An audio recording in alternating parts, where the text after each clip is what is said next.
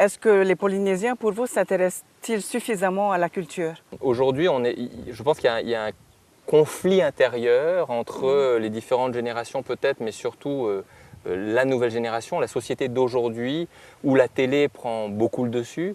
Alors il y a la télé intelligente, voilà, des émissions où on parle de choses vraies, puis il y a la télé un petit peu plus... voilà, qui font vivre d'autres choses, hein, les téléréalités et tout le reste. Mais malgré tout, au travers de tout ça, il y a des valeurs qui ne sont pas forcément les nôtres ici dans les îles. Des valeurs de grosses voitures, des valeurs de, tu vois, voilà, des trucs un peu à l'américaine ou autre.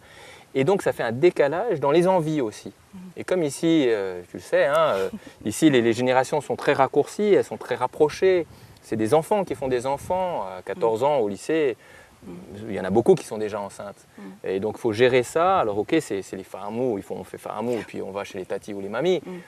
Mais malgré tout, le legs de la culture, le legs des histoires tu vois, qu'on avait avant ou de certaines valeurs se passe plus difficilement. Alors, pour vous, la jeunesse polynésienne a mal évolué? Mal, non, parce que ça encore, c'est un jugement de valeur que je ne me permettrai pas de dire et ce n'est pas mon point de vue. Mais elle évolue dans un sens où il serait bon de la rattraper. Alors heureusement, il y a le Heiva, parce qu'avec le Heiva, eh ben, on rattrape notre culture, on rattrape nos traditions un petit peu, tu vois, et les jeunes et les moins jeunes replongent dans les valeurs d'ici, dans la culture qu'on avait. Et ça redonne aussi, pour les jeunes qui sont là, surtout dans les îles éloignées, ça redonne aussi le peps d'avoir envie de combattre pour sa commune, tu vois, pour son petit village. Voilà, moi je suis de Whanganui, j'ai dansé plein d'années avec le groupe de Whanganui.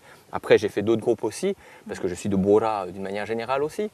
Mais voilà, on est là et puis on va être les meilleurs pour ça, c'est nous qui allons gagner. Il y a la petite guéguerre, un peu comme à l'ancienne, où bon, maintenant on ne va plus avec la lance et le truc, tu vois, mais voilà, ça permet de revigorifier, de redonner vie à cette combativité, à ce besoin de se raccrocher à d'où on est, qui on est, d'où on vient. Alors justement, pour vous, vous êtes plus tahitien que Popa, Teva? Je suis de Tahiti, de Bora. Tahitien, je peux pas dire je suis tahitien, mais je suis de Bora. Voilà. Ça, c'est mes racines, c'est mes valeurs, c'est mon fénois, c'est mon mana. Ça vient d'ici. Tu vois, dans mes tripes, c'est là. Après, ben, là, en ce moment, je suis entre Tahiti et Bora, je fais un peu les deux. Ok, il faut s'adapter, il faut bouger aussi en fonction de ses aspirations. Comme je disais un peu plus tôt, à 20 ans, on a des aspirations qui sont différentes qu'à 30 ans ou à 40 ans. Aujourd'hui, je suis bien avec un petit peu plus de modernité et Tahiti est le bon compromis. Mais voilà, moi, je suis d'ici. Comment aimeriez-vous voir Bora plus tard? Alors, je pense que ce qui serait intéressant pour Bora, ça pourrait, Bora comme Tahiti d'une manière générale d'ailleurs, être un peu un élément phare, un peu une possibilité de montrer au monde ce que l'on peut faire écologiquement, avec certaines valeurs. Bora, c'est petit. On peut gérer l'import et l'export. Bon, l'export, il n'y a pas beaucoup, mais l'import, tu vois ce que je veux dire? Donc au niveau, ça pourrait être, on pourrait faire des choses nouvelles au niveau de peut-être de l'électricité. Il y a pas mal de choses qui bougent, hein, mais des poubelles, au niveau du recyclage, d'utiliser pour les bouteilles en verre des consignes. Minimiser l'apport et les poubelles qu'on remet dans la nature ou qu'on remet dans le sol. Minimiser tout ça par des éléments novateurs. Le tourisme, c'est super.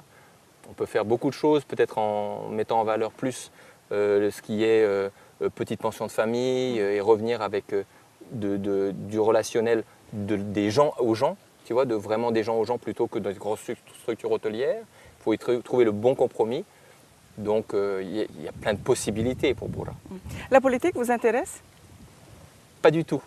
Je dirais, je m'y intéresse, mais elle ne m'intéresse pas dans le sens où je ne vais pas faire maire ou je ne sais pas quoi encore, parce que je pense qu'il y a malgré tout dans ce réseau-là comment dire? Mais en même temps, ça peut ouvrir des portes. Oui, ça peut, mais après, je pense qu'on se trouve embrigadé dans un système qui est déjà prédéfini et où il est difficile de rester en place et de pouvoir s'affirmer si on ne rentre pas en faisant certaines magouilles qui, moi, ne me conviendraient pas. Je suis quelqu'un d'assez droit et d'assez franc et d'assez honnête. J'ai besoin de pouvoir me regarder dans le miroir et j'ai peur que dans politique, dans quelque échelon que ce soit risqué. Comment arrivez-vous à gérer entre la vie professionnelle et votre vie de famille, Teva? Ah, ça, heureusement, j'ai ma mère qui est là en ce moment et qui nous aide beaucoup. Et donc, vie de famille au sens large aussi, puisque maintenant, voilà, on fait un cocon un peu dans ce sens-là avec mes 2 enfants. J'ai 2 enfants, une fille de 10 ans et un garçon de 9 ans. Et c'est une question d'organisation. C'est vraiment une question d'organisation parce que j'ai plusieurs cordes à mon arc, entre la sculpture évidemment qui prend la majorité de mon temps, le côté de la médiation, c'est-à-dire trouver de l'aide au travers de la communication, surtout en affaires familiales, les couples qui se défont et qui ont des enfants. Parce que vous le vivez actuellement? Je l'ai vécu il y a 3 ans. La médiation, je la vis là maintenant en faisant des médiations pour les autres. Mais oui, j'ai vécu un divorce, donc j'ai souffert de ça et j'ai décidé de faire des formations pour pouvoir justement être diplômé de ça et pouvoir aider les autres, revenir à des valeurs justement de communication, des valeurs de vraies relations entre les uns et les autres. On est une petite île, on va être obligé de se revoir, de se côtoyer, tu vois, on ne peut pas juste, à part si l'un part tu vois, à l'étranger, mais voilà, donc la médiation permet de reprendre des valeurs et des choses positives, repartir sur des bonnes bases. Quels sont les autres projets de Teva Victor? Déjà, bien éduquer mes enfants, c'est déjà pas mal. Et pourtant, ce n'est pas si difficile de le faire ici à Tahiti et à Bora Bora. C'est vrai qu'on a une qualité de vie qui est exceptionnelle. Hein. La nature est environnante, elle est constamment là, et donc ça permet d'avoir toujours ne pas perdre le lien. Mais en même temps, voilà, il y a plein d'éléments. Au fur et à mesure que les enfants y grandissent, eh bien, il faut s'adapter. Hein, à 3 ans, après à 10 ans, 15 ans encore, c'est encore autre chose. Donc il faut savoir toujours se remettre en question, toujours trouver la bonne astuce pour qu'on soit en confiance, qu'on soit dans la communication, qu'ils puissent se confier à moi. Donc bon, voilà, c'est un travail en lui-même. Après, pour la sculpture, vendre à l'étranger. Tu vois, sortir de Tahiti. Je fais mes expositions une fois par an, hein, en décembre, à la Maison de la Culture. Mais là, c'est vrai qu'une de mes aspirations, ce serait aussi de pouvoir exposer à l'étranger, alors que ce soit à Paris, New York, Los Angeles, je ne sais pas, mais voilà, compléter. C'est tout ce qu'on peut vous souhaiter, Teva Victor.